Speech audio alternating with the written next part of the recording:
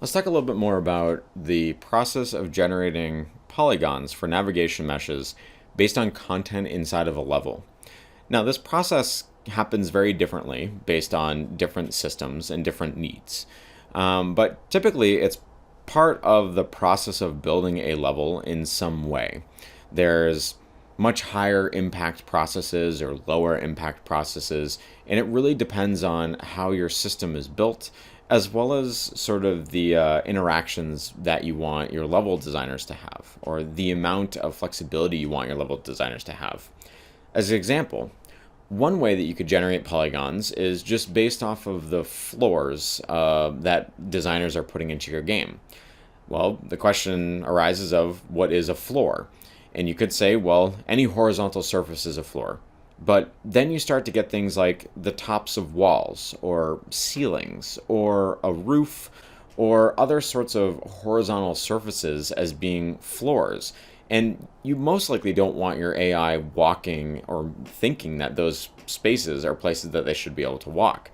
So very commonly, there'll be this idea of placing objects or placing geometry into the world, and then also somehow flagging it or putting some sort of indicator that it is a walkable space for your AI to navigate on.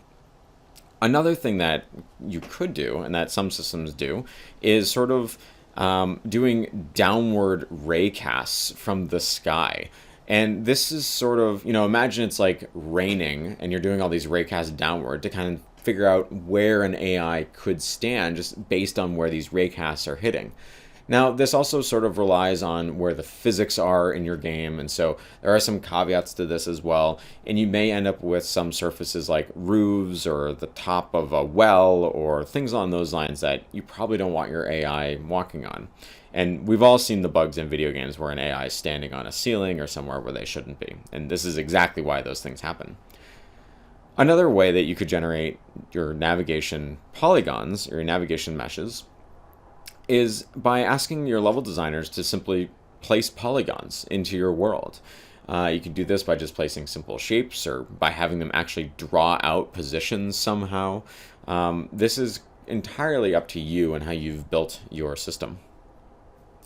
Another method for generating these polygons is to place an AI or something similar to an AI at a position in the world and sort of have them just move around based on physics, and then keep track of where they can go and where they can't go, right? If you have a physics object, like a capsule or a sphere, and you just apply forces to it in just random directions, then over time, that capsule or sphere, as long as it can bump into walls, and as long as your level designers have built all the walls, that cube or sphere should essentially go to all positions that someone would be able to go to.